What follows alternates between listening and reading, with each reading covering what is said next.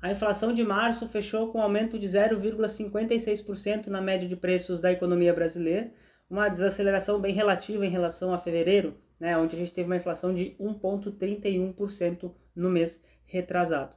A gente vai entender nesse vídeo o que está acontecendo na economia brasileira para que esses preços aumentem de uma forma tão robusta, como que você deve se planejar, né, planejar o seu dinheiro, cuidar do seu dinheiro nesse cenário de inflação um pouco mais alto, o que você pode fazer para diminuir os impactos do aumento de preço. E o terceiro ponto, talvez o mais importante desse vídeo, é como que você deve investir o seu dinheiro nesse cenário tão caótico que a gente está tendo. Então, não adianta só a gente ver ali o lado da inflação, a gente tem também o Trump falando o que não deve, né, e fazendo medidas polêmicas lá nos Estados Unidos, a China retaliando, né, o dólar subindo. Então, a partir disso, as bolsas sofrendo. O que a gente precisa fazer com o nosso dinheiro nesse cenário para passar por isso ileso, nesse momento de uma crise, né, não só no Brasil como no mundo, e aí você conseguir fazer o seu dinheiro render e trabalhar para você mesmo nesse cenário, beleza? Se você está chegando agora, eu sou o Pedro, eu sou economista, eu sou consultor financeiro, eu já fiz mais de 500 planejamentos financeiros no Brasil e no mundo, já cuidei aí de mais de 100, 110, 115 milhões de reais dos meus clientes, então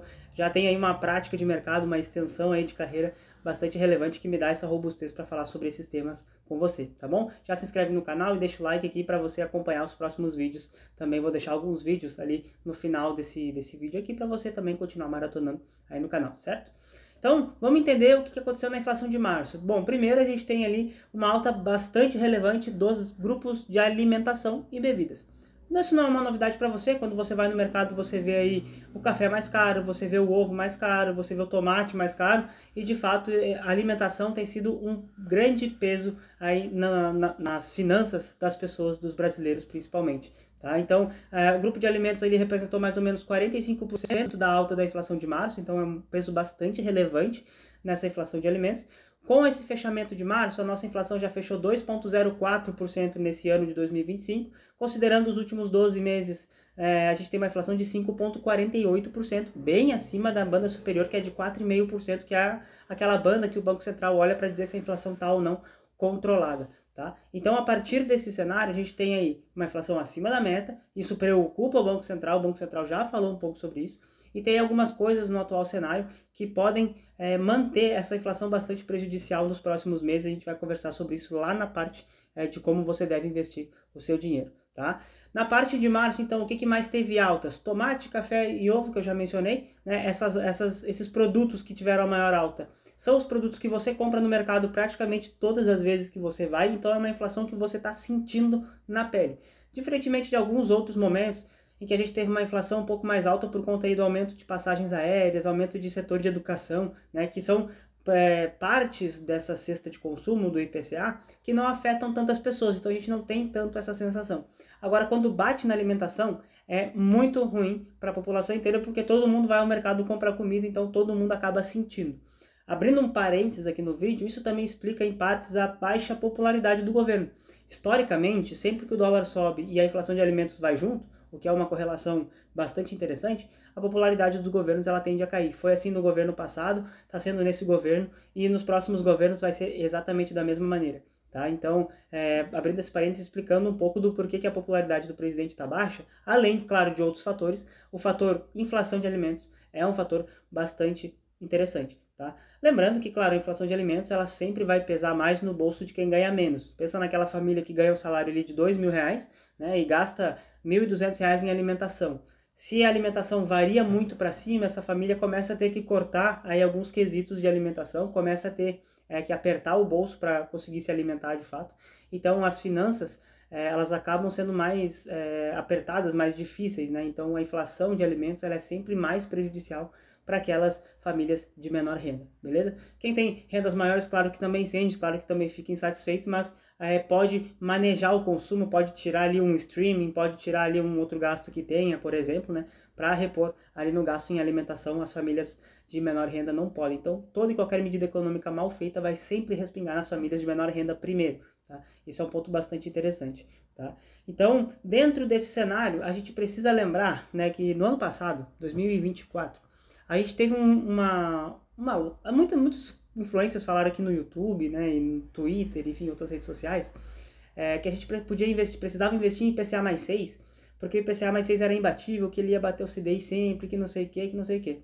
Bom, conheci uma galera que encheu o carrinho de IPCA mais 6, comprou tudo que podia de IPCA mais 6, e hoje a gente tem taxas de IPCA mais 8, 8,5, até IPCA mais 9, eu já encontrei, claro, falando de bons emissores, tá? Não boto o emissor ruim na carteira dos meus clientes, então toda essa história de polêmica de banco ruim aí, eu não olho, tá? Então é sempre bom emissor, bom banco, bom emprestar para boas instituições. E aí, pegando essa ideia do IPCA mais 6, muita gente acabou comprando IPCA mais 6, e aí é um ponto interessante, muita gente viu que esse IPCA mais 6 não vinha performando tão bem quanto outras classes de renda fixa. Tá?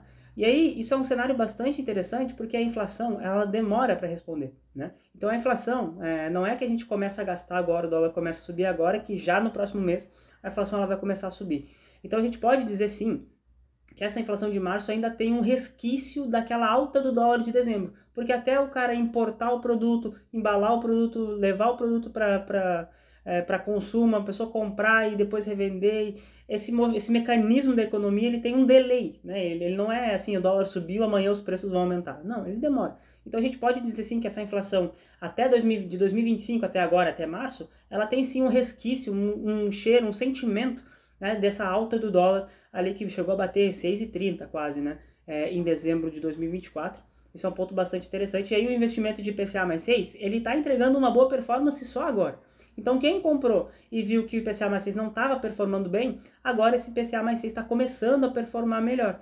Então, fevereiro a gente teve uma alta de 1,31% na inflação, esse IPCA mais 6 performou ali na casa de 1,7%, quase 2% ao mês, né? Isso é uma rentabilidade super relevante.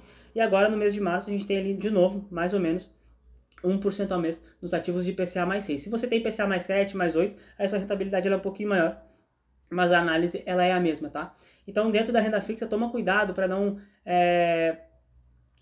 desestruturar sua carteira de investimentos por conta de curto prazo, tá? Deixa o seu dinheiro rendendo e performando ao longo do tempo, deixa ele responder às questões aí do avanço da inflação, dos prefixados, da Selic como um todo, tá?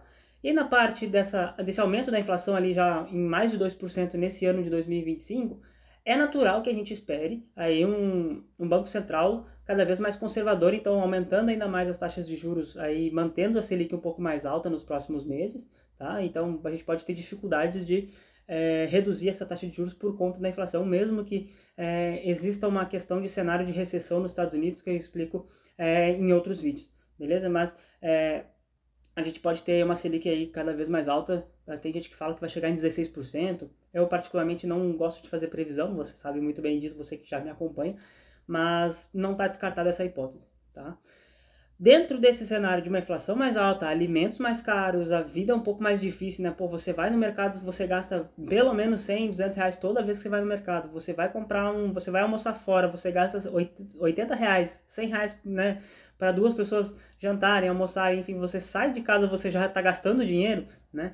O que você precisa entender? Que nesse momento, onde as coisas estão mais difíceis, é o momento mais importante de você começar a se planejar e guardar o seu dinheiro e controlar o seu dinheiro, tá? Quando a situação está simples, quando os preços não aumentam, você até pode ser um pouco bagunçado nas finanças, vamos dizer assim, você pode não ser, você não precisa ser tão criterioso, né, tão criteriosa com o seu dinheiro, mas nesse momento de inflação um pouco mais alta, é fundamental que você comece a olhar para o seu dinheiro e organizar suas contas e entender como é que está o seu mecanismo de gastos, tá? Então, uma vida mais cara, ela torna mais fácil você se perder nas suas contas. Então, gente que deposita todos os meses na conta da corretora vai acabar não depositando mais.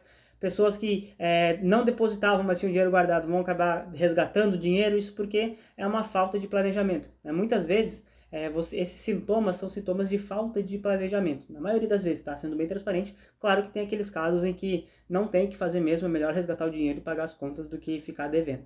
Tá? Então, dentro dessa ideia de planejamento, o que você precisa fazer? Aqui vão algumas 3 dicas rápidas aí para você tentar economizar na sua vida financeira. Tá? A primeira dica é você fazer marmitas todo final de semana. Tá? Isso é comprovadamente eficiente, você consegue economizar muito dinheiro, né, fazendo isso, do que você indo no mercado várias vezes na semana, tá? Tem vários estudos que comprovam que quanto menos você vai ao mercado no mês, mais você economiza no segmento da alimentação. Claro, dentro do bom senso, né, de você ter uma alimentação saudável e afins, você planejar as refeições da semana com antecedência e fazer e deixá-las prontas é uma das maneiras aí de de economizar e passar por esse momento mais difícil que a gente está passando aqui na economia, tá? Segundo ponto é analisar a sua fatura do cartão de crédito. Ali vai ter alguns gastos que você vai analisar e você vai dizer, putz, eu posso cortar isso aqui, eu posso tirar esse streaming que eu não estou vendo, né? Eu posso tirar algum outro gasto que tem aqui que não faz diferença. Então, analisa a sua fatura do cartão de crédito, vê o que está ali, o que você pode cortar de gastos e aí você vai reajustando as suas finanças como um todo, tá? E a terceira dica, que é a dica que eu acho mais legal, assim, que muita gente que chega aqui na consultoria e eu falo para fazer isso, muita gente tem sucesso, tá? É você ligar para o seu serviço de telefonia, internet ou de TV a cabo, né? Ou muitas vezes é os três juntos, e você renegociar preço. Essas companhias, elas fazem muito isso. Às vezes você tá aí com um pacote de televisão, internet e telefone por R$300, R$400 por mês, você renegocia por 250, 100, 150, depende de cada caso. Mas dá uma ligada aí para Claro, Vivo, sua provedora de internet, quem quer que seja, e fala com eles, pô gente, eu sou cliente de vocês há tanto tempo, eu queria ir um outro pacote que seja mais barato e que não me afete tanto, eu queria renegociar o preço desse, senão eu vou sair, vou procurar outro, né? Então dá uma pesquisada nesse setor, porque esse setor ele é um setor essencial e muitas vezes ele passa despercebido nas finanças das pessoas. Isso é uma boa dica. Então eu deixei essas 3 dicas aí para você tentar cortar aí pelo menos uns 200, R$300 por mês de custo de vida. Se você tem outra dica legal como essa, comenta aqui embaixo para as outras pessoas que estão vendo esse vídeo já verem, e também a gente fazer essa comunidade de pessoas que não vão gastar dinheiro à toa, certo? Chegando nessa parte, então, de importância do planejamento financeiro, vamos falar de como investir nesse momento, né? O que você tem que fazer com o seu dinheiro que está na corretora, no dinheiro no seu banco, como que você deve escolher as suas teses de investimento. Antes disso, um gole de café. Então vamos estruturar aqui, vamos puxar um racional para a gente entender o que está acontecendo aí no cenário mais econômico, tirando a parte da inflação, tá? A gente tem a questão da China com o Trump, então eles estão nessa guerra tarifária, né? Nessa semana o Trump anunciou que é todo mundo 10% menos a China, que ficou em mais de 150%, 180% de tarifa, então a gente está tendo esse problema nos mercados acionários, então a Bolsa Americana está sofrendo bastante, a Bolsa Brasileira também, muita volatilidade, muito sobe e desce de preço de ação, então tem sido um cenário um pouco mais caótico. Além disso, por conta dessa incerteza, o dólar ele aumentou, né? Chegou a bater 6, depois caiu um pouquinho, fechou em 5,90 e pouquinhos, né? Então a gente tem um dólar que ele está estruturalmente mais alto, ele está subindo, né? Depois de ter começado ali janeiro e fevereiro com uma queda bem importante, agora ele voltou a subir, tá? E também disso a gente tem ali o IPCA, que já mencionei com vocês nos primeiros minutos desse vídeo, está ali 2% no ano, 5,38% nos últimos 12 meses, então a inflação está pegando muito forte, tá? Diante disso, o que a gente precisa entender? Dentro da parte de renda fixa, nós temos 3 formas de ser remunerados, majoritariamente, né? O pós-fixado, que é o percentual do CDI, a gente tem o pré-fixado e o IPCA+. É muito importante que você entenda a diferença não só de rentabilidade, mas a diferença conceitual de cada uma dessas partes da renda fixa. No pós-fixado, além de você ter um retorno acima do CDI, ela é uma renda fixa mais de curto prazo, ou seja, você compra uns 110, 115% do CDI, você já está ganhando do CDI nesse curto prazo. Então ele já começa ganhando do CDI já na largada. Então esse é um ponto super positivo do pós-fixado. O pré-fixado nem sempre isso acontece. Nesse momento está acontecendo. A gente tem vários pré-fixados bem acima do CDI e da inflação. Então a gente consegue ganhar já nesse curto prazo, mas a gente não sabe até onde vai a Selic. Então se você comprar, por exemplo, um pré-fixado de 15,5%, né? E a Selic chegar a 16%, você vai perder para o CDI em um curto espaço de tempo. Depois, quando a Selic cair, você volta a ganhar. Então tem que tomar cuidado com os pré-fixados. E o IPCA, ele é uma ideia de você proteger seu patrimônio. Então o IPCA+, né, a forma de IPCA+, de remuneração, é a única forma que você tem certeza de que você vai ganhar poder de compra ao longo do tempo. Só que qual que é a diferença desses 3 pontos, né? O pós-fixado você já ganha no curto prazo do CDI. No pré-fixado é no médio prazo que você vai ganhar do CDI. No IPCA você vai ganhar no longo prazo do CDI. Então se você quiser esticar os seus ativos IPCA+, para 2028, para 2029, sempre emprestando dinheiro para bons emissores, pelo amor de Deus, não investe pela rentabilidade.